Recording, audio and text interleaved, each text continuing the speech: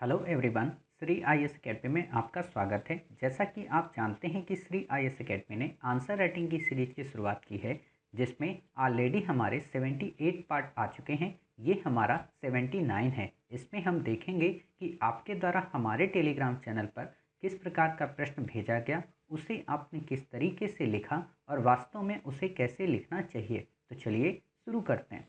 जैसा कि आप देख रहे हैं, ये प्रश्न आपके द्वारा हमारे टेलीग्राम चैनल पर भेजा गया। तो सबसे पहले हम आपके प्रश्न को पढ़ेंगे, फिर आपके उत्तर को पढ़ेंगे और फिर देखेंगे कि वास्तव में इसे हमें कैसे लिखना चाहिए। तो देखते हैं। आपका प्रश्न है, यूरोप के कुछ अन्य देशों में औद्योगिकरण का प्रक्रम इंग्लैंड में औद्योगिकरण के प्रक्रम से भिन्न था। 12 नंबर का प्रश्न है, 2012 में आया, अर्थात आपसे 175 शब्दों में लिखने की डिमांड की है।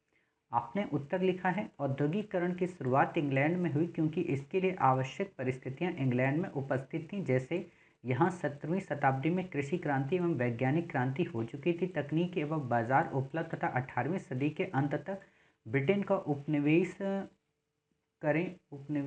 को विश्व में फैल चुका था।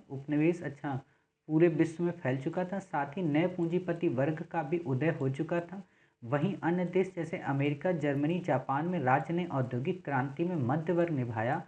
जैसे अमेरिकी सरकार की स्पष्ट मान्यता थी कि एक महान लोकतंत्र ना तो महान रह पाएगा और ना ही लोकतांत्रिक। यदि यहाँ आर्थिक विकास की धारा प्रशस्त हुई होती तो वहाँ यही धारा जर्मनी में भी थी। इसके लिए इन देशों ने वित्तीय संस्थाओं का एक जाल बिछा दिया। विद्युत व तकनीकी विकास को ध्यान में रखकर कई इंजीनियरिंग कॉलेजों की स्थापना की गई। जर्मनी ने औद्योगिक विकास को सैनिक सशक्तिकरण का आधार बना दिया, जिसका परिणाम हुआ राज्य स्वयं ही औद्योगिक उत्पाद का खरीदार बन गया। अतः कहा जा सकता है कि जर्मनी व अमेरिका जैसे देशों की सरकार अपने देशों में महत्वपूर्ण भूमिका निभाई, तो वहीं ब्रिटेन में वहाँ के पूंजीपतियों की भूमिका महत्वपूर्ण थी। देखिए, आपने कोशिश तो की है अच्छा लिखने की प्रश्न की, साथ ही एक दो पॉइंट आपके अच्छे हैं, लेकिन वास्तव में आप प्रश्न को नहीं समझ पाए। आप क्या लगभग सामान्य अभ्यर्थी ऐसे सरल से सरल प्रश्न के गुण महत्व को नहीं समझ पाते। इसीलिए वो क्या होता है कि अपने प्रश्न के उत्तर को प्रश्न की मांग के प्रतिकूल लिख देते हैं। क्लियर? अभी आप जब मैं इनकोड कर दूंगा तो आप खुद समझेंगे कि हाँ, मुझसे कितनी बड़ी मिस्टेक हो गई। तो देखिए प्रश्न है क्या।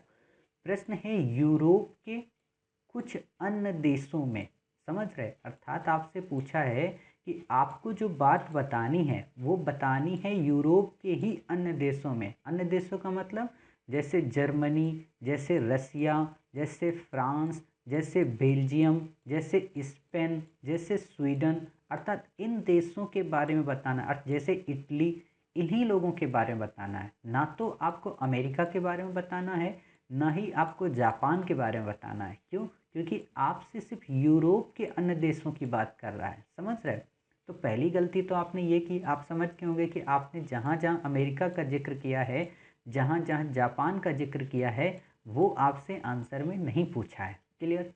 दूसरा क्या है, आपसे ये पूछा है कि औद्योगिकरण का जो प्रक्रम है वो इंग्लैंड में औद्योगिकरण के प्रक्रम से कैसे भिन्न था। अर्थात मतलब क्या है कि इंग्लैंड में जो औद्योगिकरण की अवस्थाएं उत्पन्न हुई, या इंग्लैंड में औद्योगिकरण को प्रमोशन करने वाले जो कारक थे, उन कारकों की समरूपता न होने के बावजूद भी विश्व यूरोप के अन्य देशों में इंडस्ट्रियल रेवोल्यूशन कैसे आया। अर्थात उन देशों में जब पूंजीपति वर्ग नहीं था, जब निवेश की स्थितियां उत्पन्न नहीं थी, जब समाज इतना अच्छा नहीं था, जब वहाँ पे वैज्ञानिक प्रगति उतनी उन्नत नहीं थी, जब वहाँ की सरकार इतनी स्वतंत्र नहीं थी, जब वहाँ पे सामंती व्यवस्था थी, जब वहाँ पे किसान की स्थिति दयनीय थी, जब वहाँ पे सामंती व्यवस्था की समाप्ति हुई नहीं थी, तब भी वहाँ के लोगों ने किस तरीके से इंडस्ट्रियल रेवोल्यूशन को प्रमोट किया।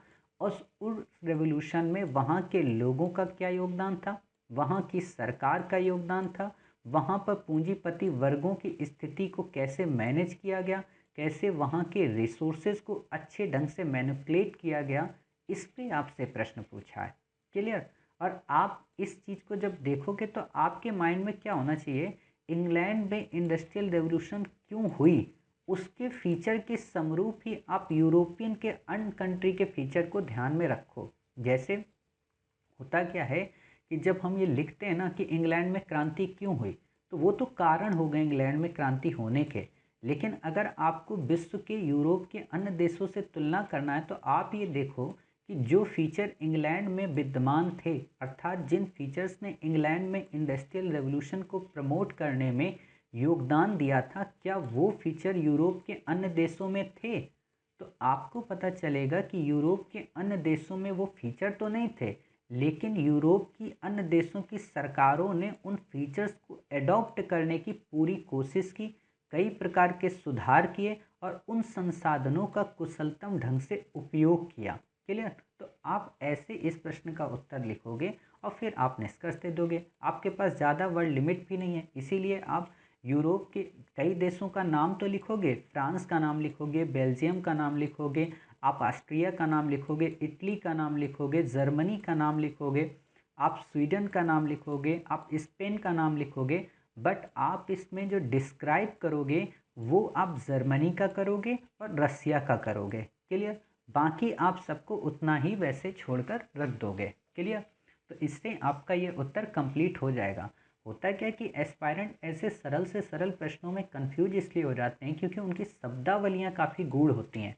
अब आप खुद समझ गए होंगे कि वास्तव में हाँ, आपसे कितनी बड़ी मिस्टेक हो गई। चलिए, अब आप लोगों को लग रहा होगा कि सर इसे हम लिखेंगे कैसे। क्लियर? तो लिखने के लिए आप क्या कर सकते हो, आप पहले ये बता दोगे कि इंग्लैंड में औद्योगिकरण होने के कारण क्या थे। अब ये कारण जब आप बताओगे तो आप डिटेल में नहीं बताओगे, आप ऐसे बता सकते हो कि 1830 के बाद से इंग्लैंड में औद्योगिकरण की कई सारी परिस्थितियां विद्यमान थी और कॉमा लगा लगा के आप उनको लिख दोगे। ठीक है? फिर बता दोगे कि वहीं दूसरी ओर यूरोप के अन्य देशों में, हालांकि फ्रांस, बेल्जियम, इन देशों में औद्योगिकरण की शुरुआत फ्रांस के इंग्लैंड के बाद तो हो गई थी, किंतु कई सारे देश ऐसे थे जहां पर इंग्लैंड जैसी परिस्थितियां विद्यमान नहीं थीं, जैसे जर्मनी और रसिया।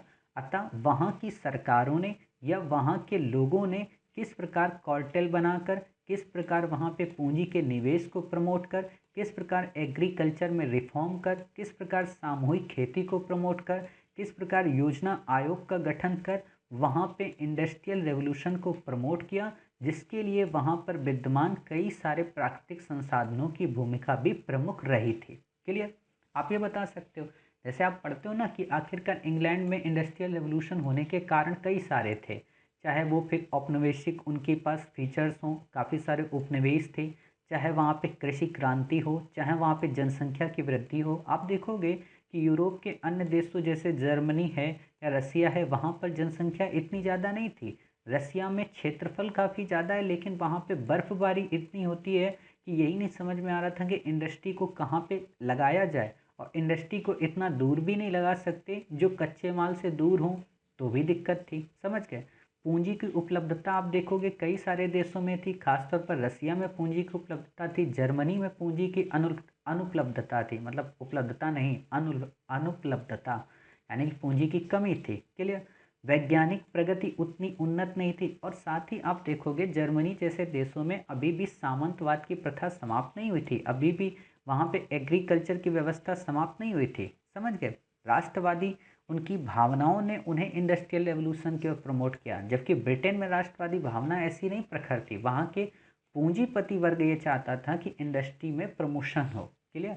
वहाँ पे पुनर्जागरण के विचार प्रमोट कर रहे थे। तो आप ऐसे करके इस प्रश्न का उत्तर दे सकते हो। खैर, अब आप लिखोगे कैसे, तो आप ये बता सकते हो, जैसे मैंने बताया कि यूरोप में क्या सिचुएशन थी, तो 3-4 देशों का आपने जब नाम लिख दिया तो अब बताओगे फिर जर्मनी के बारे में।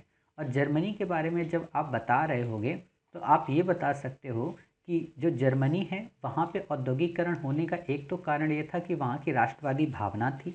वहाँ पे भले ही पूंजीपति वर्ग की कमी थी, भले ही उनके वैश्विक उपनिवेश नहीं थे, लेकिन वहाँ पे सरकार ने क्या किया, जालवेरी नाम का एक इकोनॉमिक संगठन बनाया जो कि प्रशा के नेतृत्व में बना था। अर्थात जर्मनी के यूनिफिकेशन से पहले ही इस संगठन का निर्माण हो गया था, ताकि इन फ्यूचर जब जर्मनी यूनाइट हो जाएगा तो वहाँ पे इंडस्ट्रियल रेवोल्यूशन को कैसे प्रमोट करेंगे। आप देखोगे कि जर्मनी में ही रूर क्षेत्र है जहाँ पे खनिज संपदा काफ़ी ज़्यादा है। आप देखोगे कि सरकार ने पूंजी निवेश को प्रमोट करने के लिए कई प्रकार के तरीके अपनाए, बाहरी देश के लोगों को अपने यहाँ इन्वेस्टमेंट के लिए बुलाया, आप देखोगे जब सरकार को लगा कि उनके पास पैसे की कमी है, अर्थात बाहरी पूंजीपति नहीं आने वाले, तो सरकार ने स्वयं अपनी तरफ से दखल देते हुए पूंजी इन्वेस्ट की।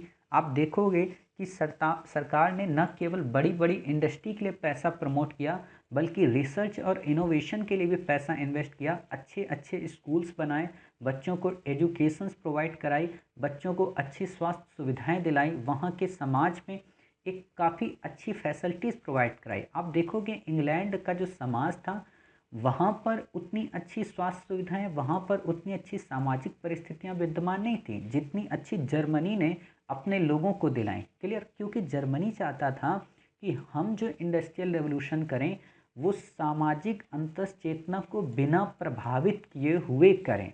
समझे? जबकि इंग्लैंड में तो उद्देश्य ही था सिर्फ पैसा कमाना। फिर आप देखोगे जो शैक्षणिक संस्थाओं की स्थापना की गई, वहाँ पे टेक्नोलॉजी, इन सारी चीज़ों के इनोवेशन को प्रमोट किया गया।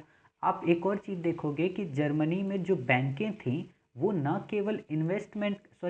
केवल ऋण लोगों को प्रोवाइड कराती थी सस्ती ब्याज दर पर, बल्कि वो स्वयं कई सारे ऐसे प्रोजेक्ट में अपने आप को इन्वेस्ट करती थी, चाहे वो रेलवे के डेवलपमेंट की बात हो। आप देखोगे डार्म सेटेड नाम की एक बैंक थी जिसने रेलवे में वहाँ पे काफ़ी ज़्यादा पैसा इन्वेस्ट किया। आप देखोगे कि आगे चलकर व्यापारिक कई सारे समूहों ने, खासतौर पर श्रेणी संगठन जिनको आप सामान्य रूप से जानते हो, उन्होंने संयुक्त व्यापार संस्था बनाई। अर्थात जैसे ईस्ट इंडिया कंपनी थी ना, कई सारे व्यापारियों का एक समूह, वैसे ही इन्होंने भी बनाया। और इन्होंने क्या किया, अपने आप को पूरे विश्व में अगुवा बनने के लिए साथ ही साथ सब लोगों ने डेवलपमेंट को प्रमोट किया। तो आप ये देख सकते हो। फिर आप ये भी देख सकते हो कि वहाँ पे एग्रीकल्चर को प्रमोट करने के लिए सरकार ने उर्वरक प्रदान किए, सरकार ने सिंचाई के साधन दिए, सरकार ने सस्ती से सस्ती ब्याज दर पर ऋण दिया। यहाँ तक कि जब किसान अपनी फसल उपजाते थे और उन्हें अच्छे प्राइस नहीं मिलते थे तो सरकार उनके वस्तुओं को परचेज कर लेती थी, अर्थात उनके उत्पादों को मार्केट दाम पर ही बिकने देती थी। आप ये चीज़ें देखोगे, अर्थात क्या था कि सरकार का दखल काफ़ी ज़्यादा था। समझ गए? तो आपने जब ये चीज़ें देख ली तो ये थी जर्मनी की स्थिति। ऐसे ही आप रसिया के बारे में देखोगे कि एक तो वहाँ पे पूंजी का अभाव था, मुद्रा प्रणाली का प्रचलन नहीं था, कृषि दासता अभी भी विद्यमान थी, समाज जो था उनका वो काफ़ी परंपरागत था, अर्थात ये कई सारी बाधाएं थी। यानी कि ये इंग्लैंड की तरह उतने स्वतंत्र नहीं थे, उतने स्वच्छंद नहीं थे, उतने स्वमुक्त नहीं थे, अर्थात यहाँ के लोग अभी उतने डेवलप नहीं हो पाए थे। समझ रहे हैं?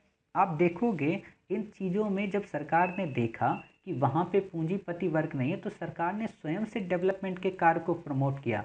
और इसके लिए सरकार ने कई प्रकार की स्कीम्स लॉन्च की, जैसे विदेशी निवेश उनके यहाँ आए ज़्यादा से ज़्यादा, तो उन्होंने बॉन्ड सिस्टम को लॉन्च किया। अब बॉन्ड क्या होता है, आपने इकोनॉमी की बुक सीरीज में ऑलरेडी पढ़ा होगा, ठीक है?